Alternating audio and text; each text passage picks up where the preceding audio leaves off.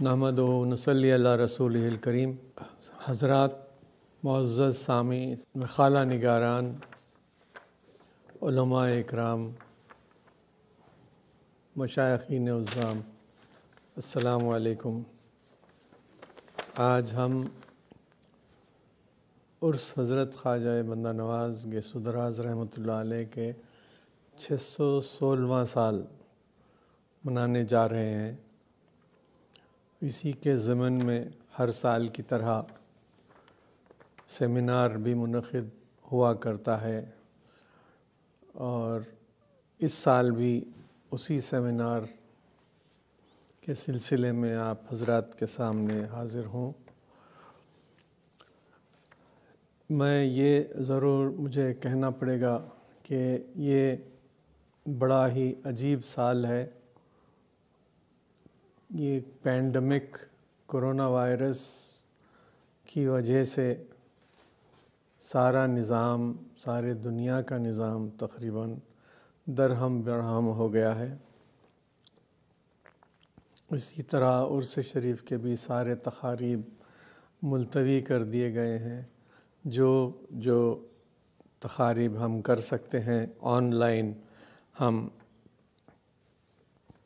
اس کو کر رہے ہیں آپ حضرات کے لیے، کیونکہ ہم نے سب زائرین سے یہ گزارش کی ہے کہ وہ اس سال عرس میں نہ آئیں، کیونکہ حالات ابھی صحیح نہیں ہے، اور یہ بہتر ہے کہ سب اپنی حفاظت کر لیں۔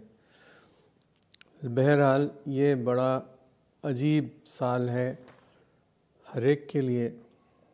عرس خواجہ صاحب خواجہ گیسو دراز بھی اسی طرح اس وائرس کی وجہ سے متاثر ہوا ہے، اور ہم بڑے ہی محدود طریقے سے عرس منانے جا رہے ہیں۔ حضرت خواجہ گیسو دراز 1400 عیسوی میں گلبرگہ تشریف لائے، اور یہاں 22 سال آپ مقیم رہے۔ 1422 میں آپ کا وصال ہوا۔ حضرت خواجہ گیسو دراز نہ صرف صوفی بلکہ بڑے ہی جید عالم بھی گزرے ہیں۔ آپ کے سارے تصانیف محققانہ انداز پہ لکھے ہوئے ہیں۔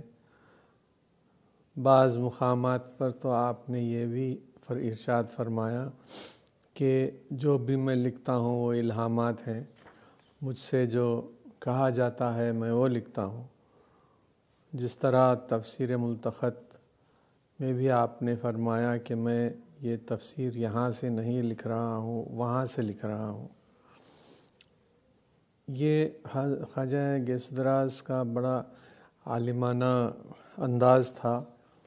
آپ شاید چشتیہ صوفیوں میں سب سے پہلے صوفی گزرے ہیں جو تصانیف کی طرف توجہ فرمائیں، اور آپ سے تقریباً 105 کتابیں منسوب ہیں۔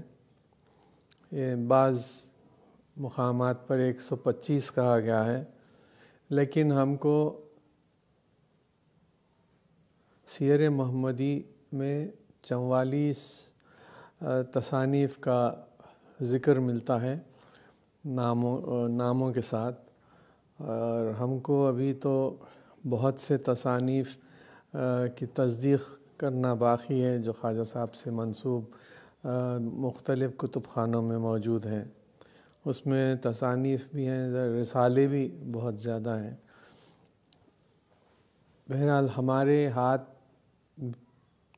بہت کم کتابیں لگی ہیں، اور ان کو میرے والد بزرگوار نے نور اللہ مرقدہ بہت سے تصانیف کی اشاعت فرمائی ہے، اور ابھی جو کام باقی ہے وہ ہوتا جا رہا ہے۔ تفسیر ملتقط کی بھی تصحیح ہو رہی ہے دائرۃ المعارف حیدرآباد میں، اور ان اس میں ایک پہلی جلد کتابات بھی ہو چکی ہے اور منظر عام پر لا چکے ہیں، اس کے ساتھ ایک الگ جلد میں مقدمہ ہے پورا، اور یہ بھی میں کہنا ضروری سمجھتا ہوں کہ پہلی جلد کا اردو ترجمہ بھی ہو چکا ہے اور وہ بھی منظر عام پر آ چکا ہے۔ اب دائرۃ المعارف میں چونکہ یہ وائرس کی وجہ سے کام سب رکا ہوا ہے، لیکن پھر بھی ایک اور جلد نمبر 3 یہ کہا گیا ہے کہ چھپ چکا ہے، اور جلد نمبر 2 بھی مکمل ہے، چھپنے کے لیے قابل ہے، لیکن یہی معاملات ایسے ہیں آج کل، اس وجہ سے وہ رکے ہوئے ہیں۔ دعا فرمائیے کہ اللہ تعالیٰ اس وبا کا خاتمہ کر دے اور سارے انسانیت کا تحفظ فرمائے، آمین۔ آج کیونکہ ہم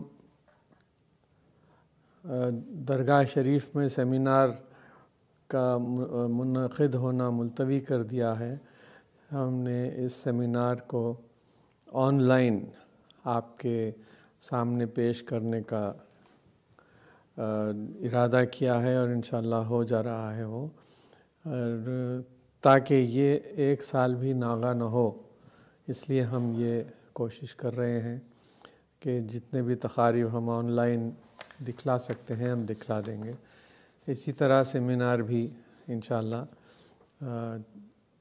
آن لائن یوٹیوب پر حضرت خواجہ غیث الدراز کے سائٹ پر آپ حضرات دیکھ سکیں گے۔ یہ سیمینار میں ہم عموماً ہر سال اس سیمینار میں 2 موضوعات خواجہ صاحب سے تعلق رکھتے ہیں، اور ایک موضوع عام تصوف کے موضوع پر رہتا ہے۔ اس سلسلے میں ہم اس سال ایک مقالہ جو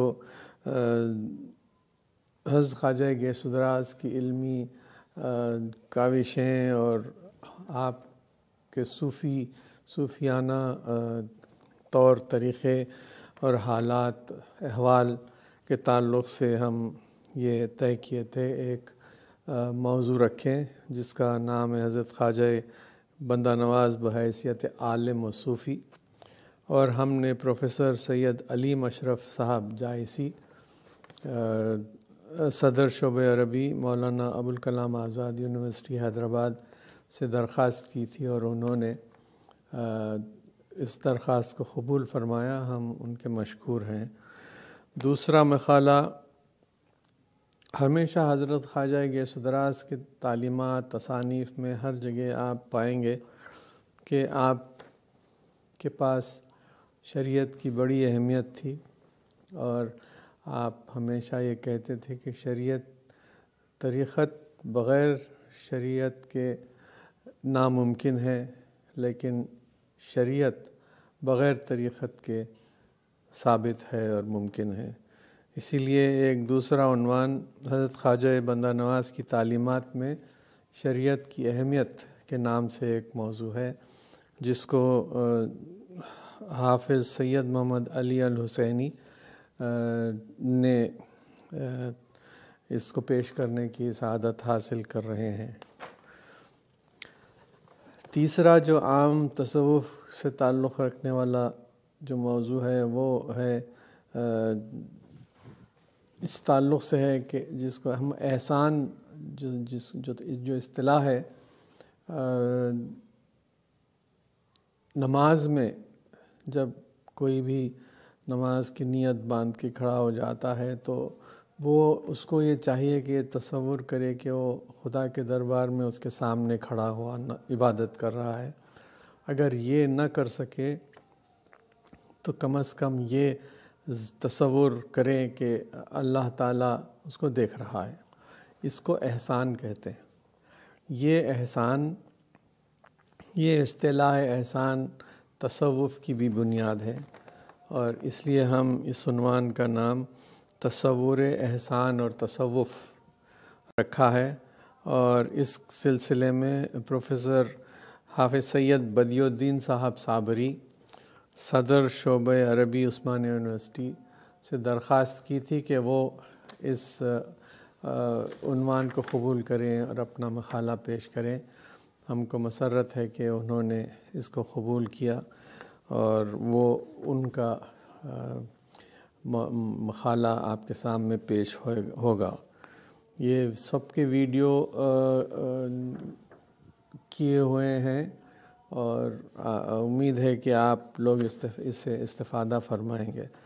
میں سارے مقالہ نگار اور سارے سامعین کا خیر مقدم کرتا ہوں اور پھر سے معذرت چاہتا ہوں کہ یہ ناگزیر وجوہات کی وجہ سے ہم سیمینار کو ملتوی کیے ہیں، لیکن آن لائن آپ کے سامنے پیش کر رہے ہیں۔ دعا فرمائیے کہ حالات بہتر سے بہتر ہو جائیں اور اللہ تعالی ہم سب کا تحفظ فرمائے، آمین۔ حضور سجادہ نشین بارگاہ بندہ نواز کے ارشادات عالیہ کے بعد